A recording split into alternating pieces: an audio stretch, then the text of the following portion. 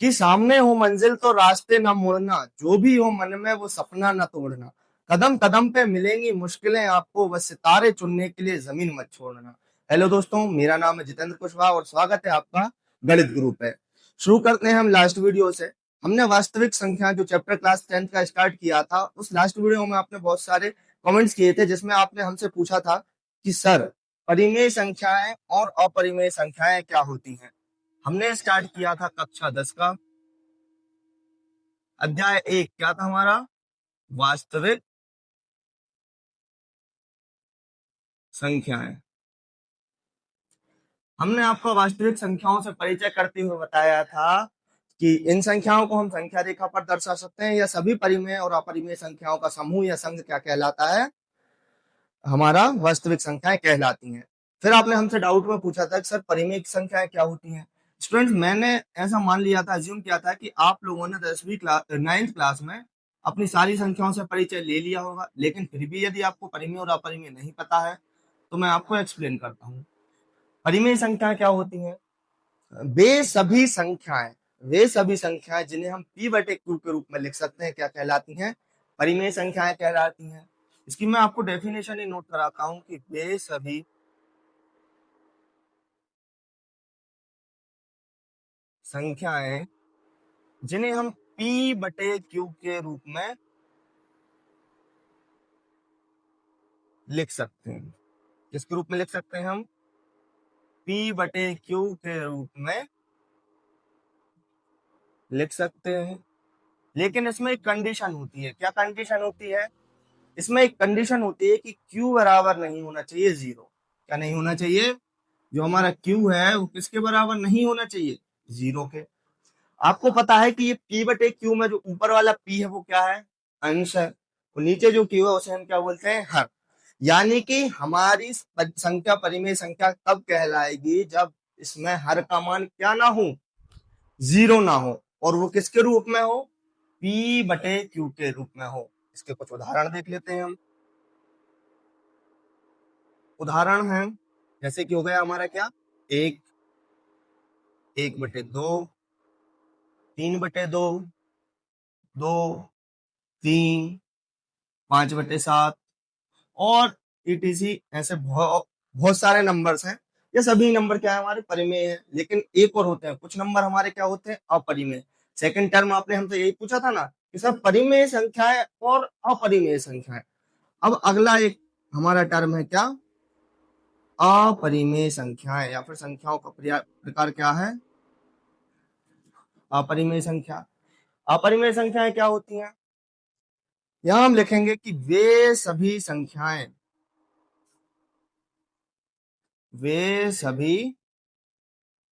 संख्याएं जिन्हें हम p बटे q के रूप में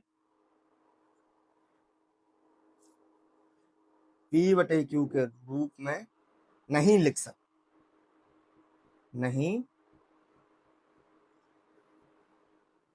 सकते क्या कहलाती हैं? हमारी अपरिमेय संख्याएं। सर, आप पूछोगे कि सर, क्या इसमें भी ये कंडीशन होती है कि q बराबर नहीं हो 0?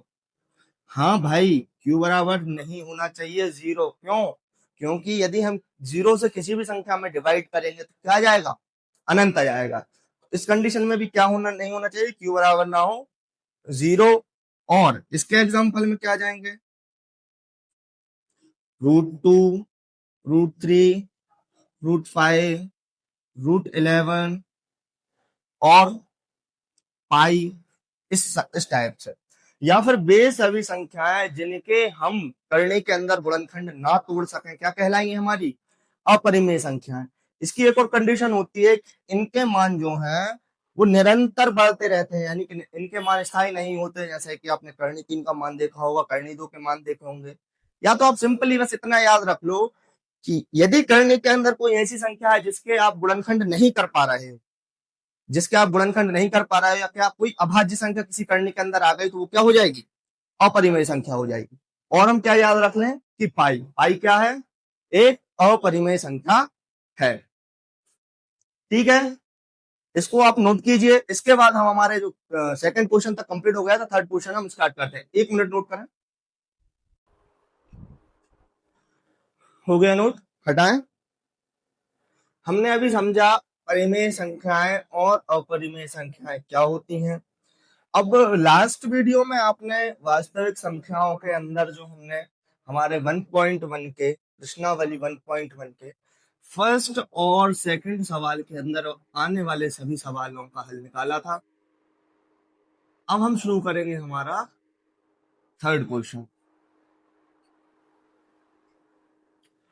हम जब भी आप हमारा लेक्चर देखें या आप हमारी वीडियो देखें तो आपका पहला काम होना चाहिए कि एक नोटबुक और हमारी जो एनसीईआरटी की किताब है क्लास 10th की, ये वाली आपके पास होनी चाहिए, ताकि इसमें से आप क्वेश्चन देख पाए और हमारे साथ या हमसे पहले सॉल्यूशन कर पाए। तो हमारा जो क्वेश्चन थर्ड है वो क्या कह रहा है, आप लोग अपनी अपनी बुक में देखें, मैं अपनी बुक में देखता हूं। हमारा जो थर्ड क्वेश्चन है वो कह रहा है कि अभाज्य गुणनखंड विधि द्वारा निम्नलिखित पूर्णांकों के हमें क्या निकालने हैं, एचसीएफ निकालने हैं और एलसीएम निकालने हैं।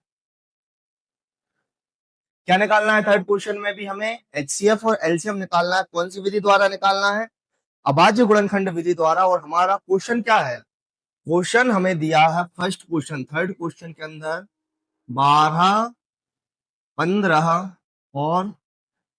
और कितना दिया है हमें, 12, 15 और 21। किस किस के एलसीएम एचसीएफ निकालने हैं हमें, क्वेश्चन में हमें दिए हैं 12, 15 और 21। और कौन सी विधि का प्रयोग करना है हमें विधि का प्रयोग करना है अभाज्य गुणनखंड विधि।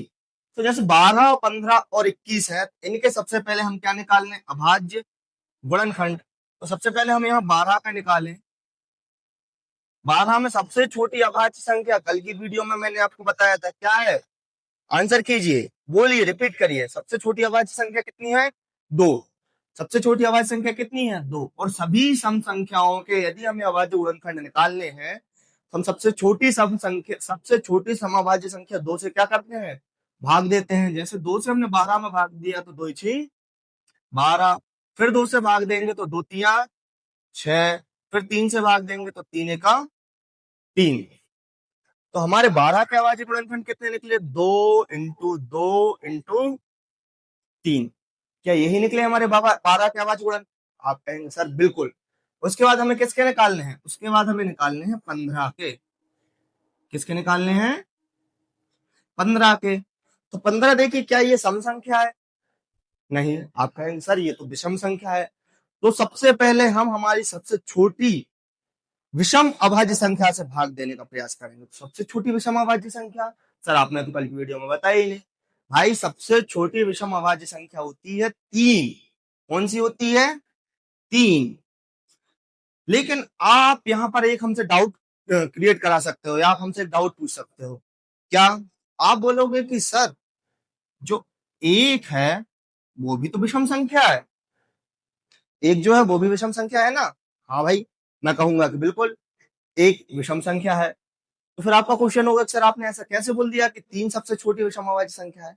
तो भाई 1 जो है वो सबसे छोटी विषम संख्या है, ना कि विषम अभाज्य संख्या। भाई अभाज्य संख्याओं की आपने परिभाषा पढ़ी होगी, इसमें साफ साफ बोला गया है कि अभाज्य संख्या वह होती हैं जिसमें स्वयं और 1 के अलावा किसी भी अन्य संख्या से भाग ना जाए। वो क्या होती हैं, वो विषम संख्याएं होती हैं, अभाज्य संख्याएं होती हैं। लेकिन जो 1 है उसमें तो सिर्फ हम 1 से भाग दे सकते हैं, उसमें किसी अन्य संख्या से भाग दे सकते हैं नहीं। अभाज्य संख्याओं की एक और परिभाषा होती है कि वे सभी संख्याएं जिनके केवल 2 गुणनखंड हो, स्वयं और 1। लेकिन 1 का तो केवल 1 ही गुणनखंड बन रहा है, 1 का 1 ही बन रहा है ना, इसीलिए 1 ना तो भाज्य होती है और ना ही अभाज्य होती है। ये इन दोनों में से कुछ भी नहीं है। इसीलिए तो हमारी सबसे छोटी अभाज्य संख्या कौन सी बनी, सबसे छोटी विषम अभाज्य संख्या कौन सी बनी, 3। हम किससे भाग देंगे, 3 से। 3 से कितनी बार में भाग जाएगा, 5 बार में। 3 5 15। अब क्या 5 में 3 से भाग जाएगा, नहीं। 5 में किससे भाग जाएगा, 5 में जाएगा 5 से। 5 एकम 5। तो हमारी अगली संख्या 15 के जो है अभाज्य गुणनखंड क्या क्या निकले, 3 गुणित 5 निकले।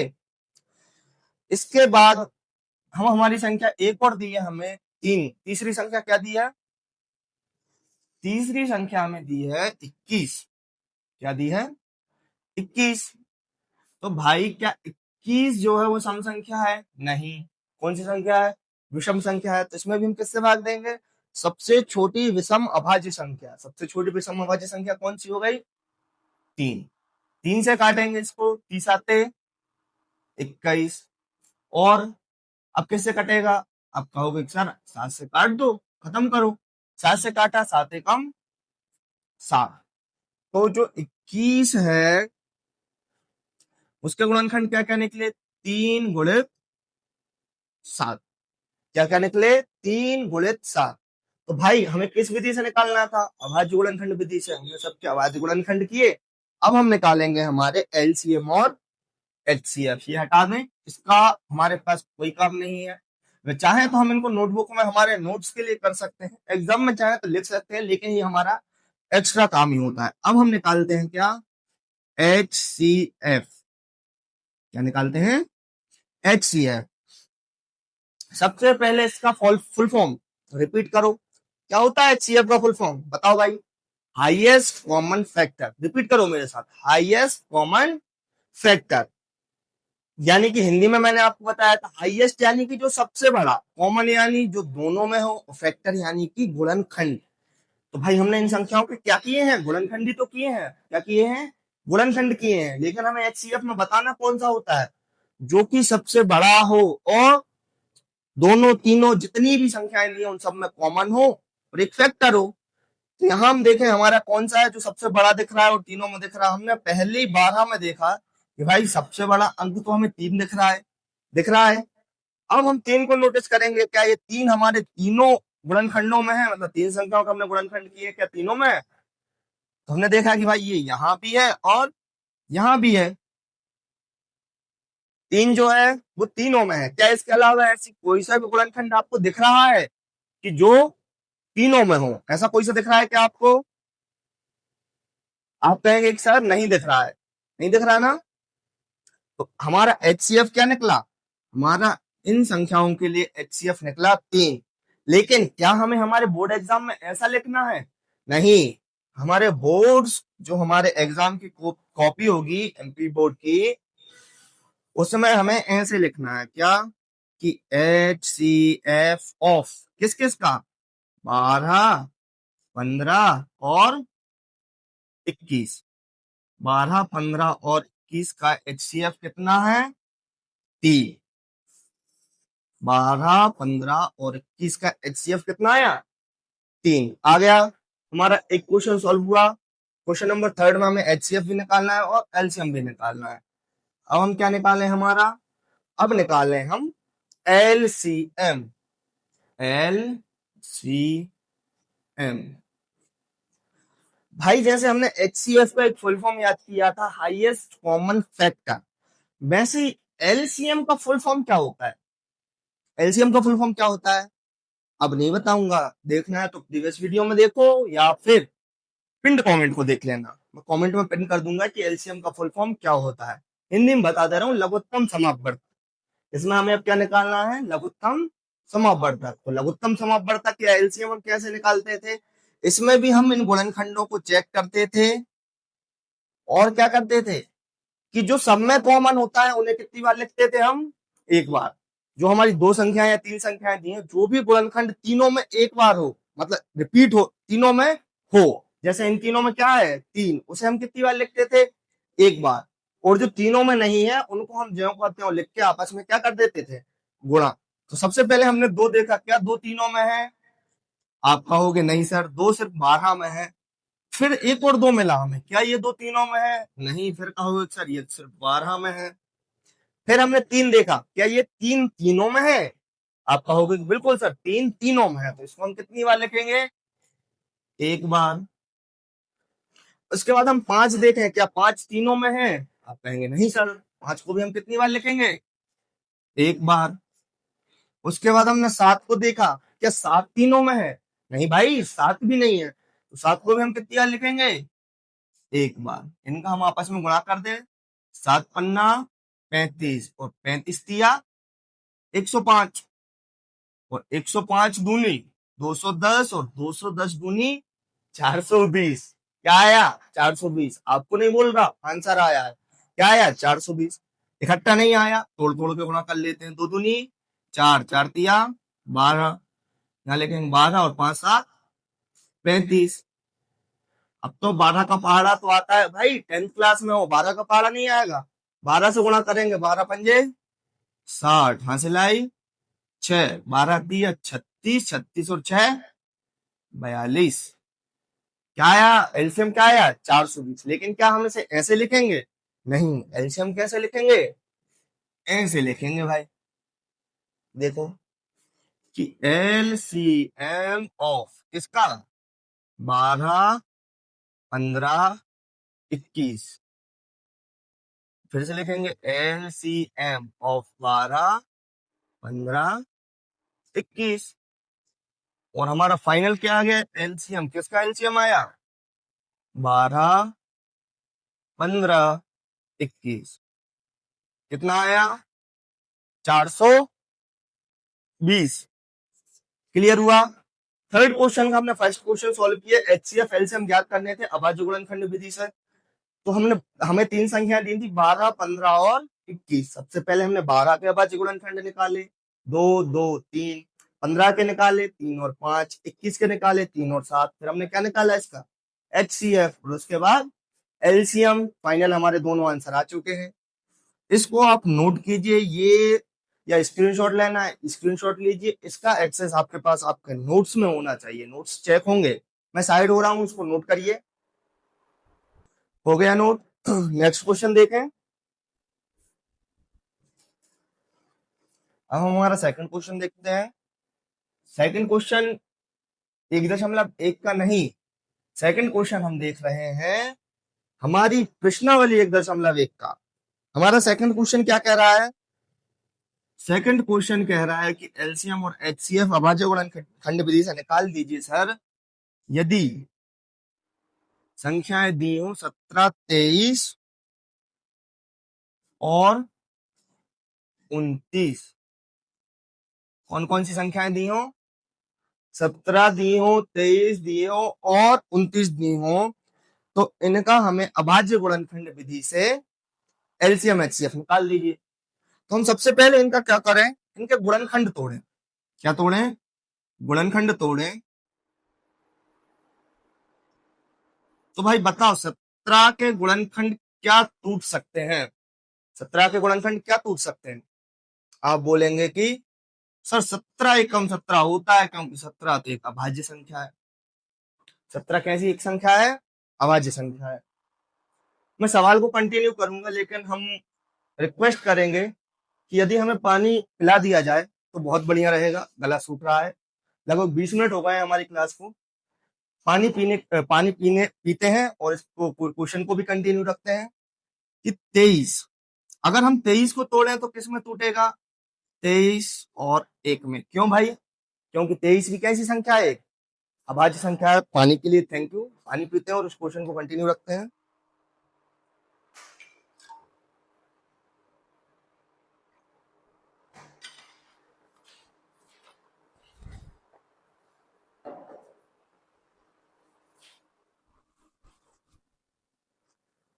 तेईस भी कैसी संख्या है?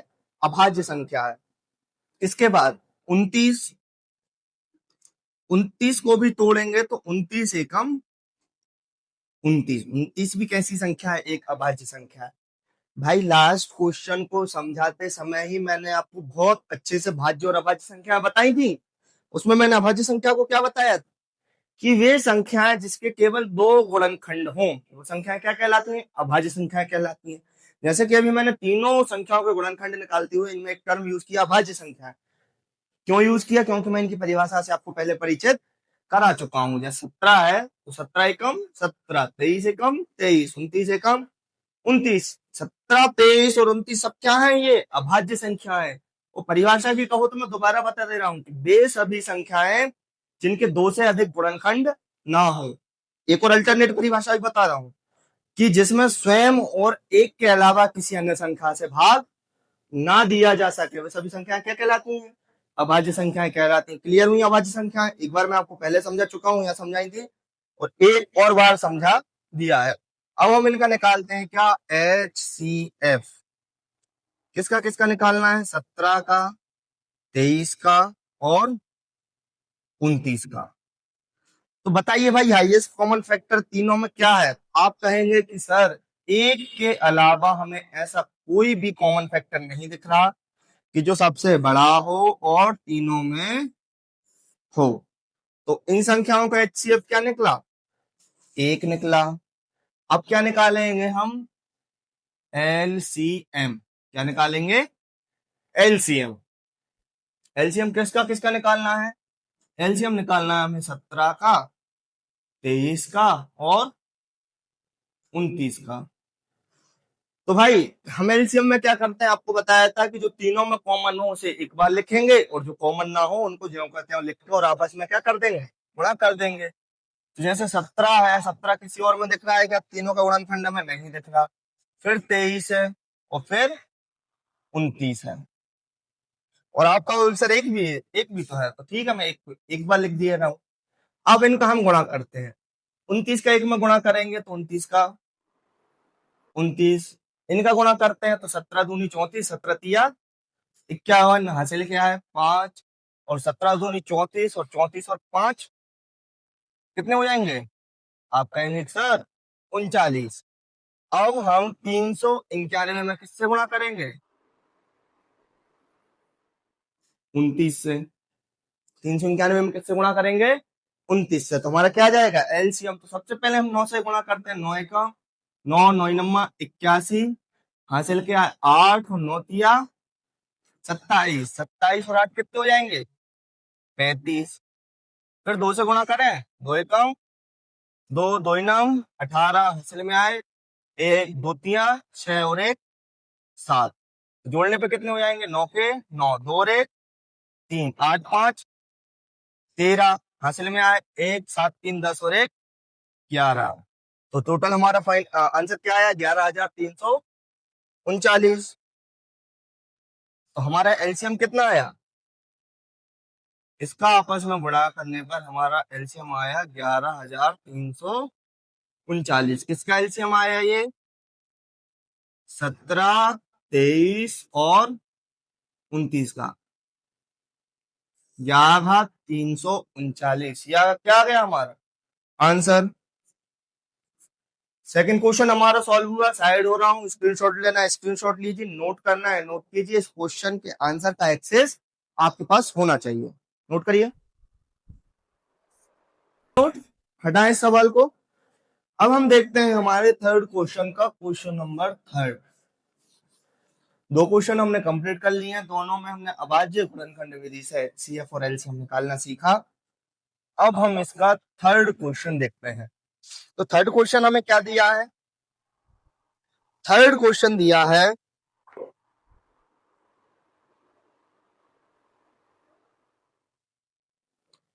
कि 8, 9 और 25 यही दिया है। बुक आप भी ओपन करके रखे हो। क्वेश्चन नंबर थर्ड आपको भी देखा होगा कि 8, 9 और 25 का एलसीएम और एचसीएफ ज्ञात कीजिए अभाज्य गुणनखंड विधि से। 8 के हम अभाज्य गुणनखंड निकालेंगे। क्या निकालेंगे? 8 के हम अभाज्य गुणनखंड। सर मार्कर चेंज करेंगे क्या? मैं तब तक 8 के अभाज्य गुणनखंड निकालता हूं। तो सबसे पहले इसको हम सबसे छोटी अभाज्य संख्या से काटें।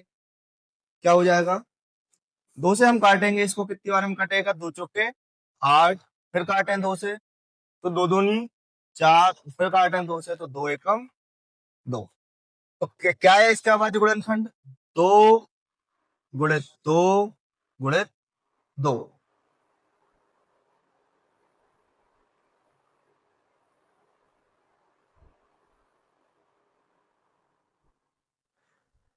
8 के अभाज्य गुणनखंड निकालें, इसके बाद हम निकालते हैं किसके?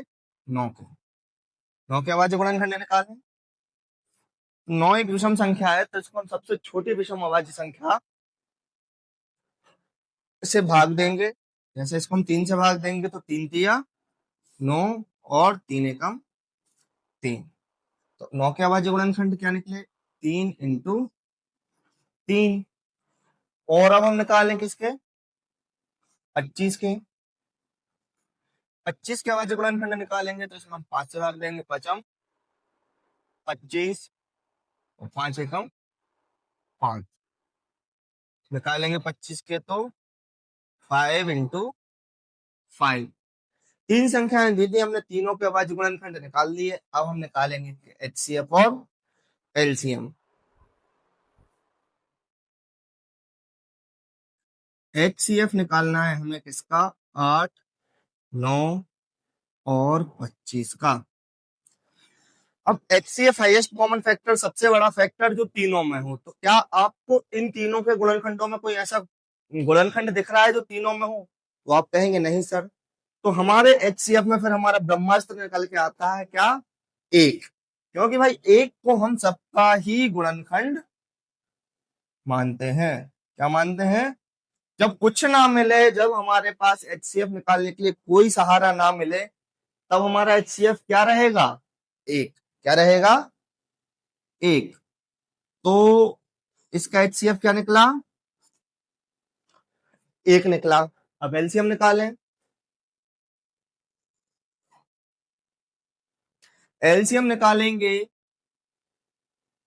तो किस किस का निकालना है? 8 का, 9 का और 25 का। तो सबसे पहले हम देखें क्या दो तीनों में कहीं भी दिख रहा है आपको? आप कहेंगे नहीं दिख रहा है, तो हम 2 को रेगुलर ज्यों का त्यों लिख रहे हैं यहाँ पर। 2 × 2 × 2। फिर क्या 3 हमें कहीं दिख रहा है? नहीं दिख रहा है, तो इनको भी हम रेगुलर लिख लेंगे, 3 × 3। क्या 5 दिख रहा है? आप कहेंगे नहीं सर नहीं दिख रहा है, तो 5 × 5। अब इनको हम गुणा करें और निकालें। 2 दूनी 4 दूनी 8, 3 तिया 9 और 5 25। इनके हम गुणा करेंगे तो इसका क्या निकल आएगा? एलसीएम निकल आएगा। तो 25 का 8 में करेंगे तो कितना हो जाएगा? 25 अट्ठे 200। और 200 का हम 9 में पढ़ा करेंगे तो 2 9 1800। तो हमारा एलसीएम कितना निकला? 8, 9 और 25 का। 8, 9 और 25 का हमारा एलसीएम कितना निकला? 8, 9 और 25 का हमारा एलसीएम निकला 1800 और एचसीएफ निकला 1। तो हमने भाई अभाज्य गुणनखंड विधि से एचसीएफ और एलसीएम हमारे तीसरे क्वेश्चन के तीनों क्वेश्चनों को कंप्लीट कर लिया है। आप इस क्वेश्चन को नोट करिए, स्क्रीनशॉट लेना है स्क्रीनशॉट लीजिए, इसके क्वेश्चन का आंसर का एक्सेस अपने पास रखिए। इसके बाद हम हमारा फोर्थ क्वेश्चन देखते हैं। नोट करिए, मैं साइड हो रहा हूं। हो गया नोट? रब करें। अब हम इसको भी रब कर देते हैं, जो हमारा तीसरा क्वेश्चन लिखा था। इसके बाद हम हमारा चौथा क्वेश्चन देखते हैं।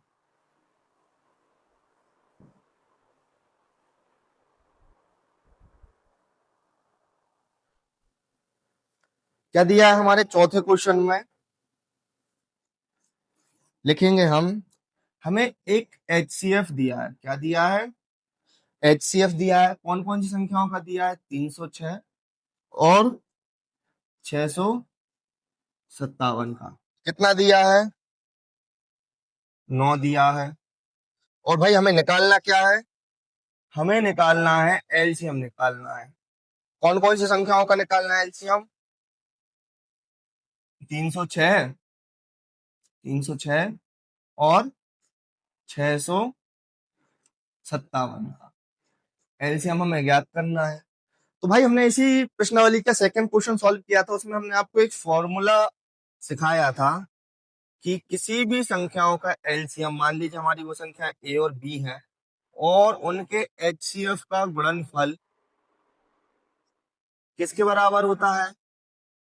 संख्याओं के गुणनफल के बराबर होता है या नहीं होता?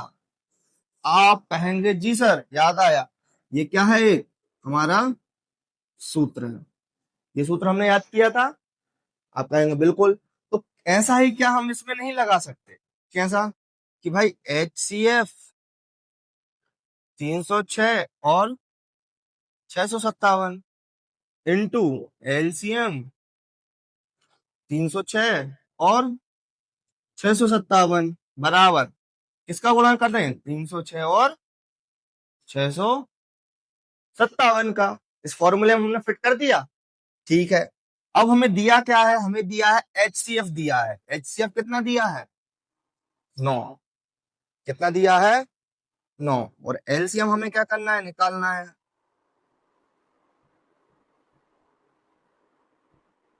और संख्या हमारे पास कौन कौन सी थी? 306 और 657। अब हम इस 9 का क्या करते हैं? पक्षांतर कर दें। तो LCM ऑफ 306 और 657 बराबर हो जाएगा 306 गुणित 657 बटे 9। 9 से काट दें। 9 से इसको काटेंगे तो 9 दिया 27 और 9 चौके 36।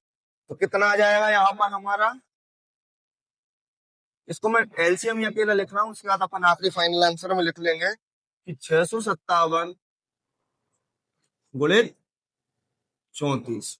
9 से हमने इसको काट दिया। 9 दिया 27, 3 बचे थे, 36 हो गए, तो 9 चुके 36। इसका हम गुणा करें, 4 से गुणा करेंगे तो 4 सट्टे 28, हासिल में आई 2, 4 पंजे 20 और 2 22, फिर हासिल में आई 2, 4 छिंग 24 और 2 26। अब 3 से काटेंगे, 3 से गुणा करेंगे, 30 आते 21, हासिल में आए 2, 3 5 15 और 2 17, हासिल में आए 1, 3 18 और 1 19। इनको ऐड कर दें तो क्या आ जाएगा? 8 के 8 2 और 1 3 7 6 13, हासिल आई 1, तो 2 और 1 3 और 9 12, हासिल आई 1 और 1 और 1 2।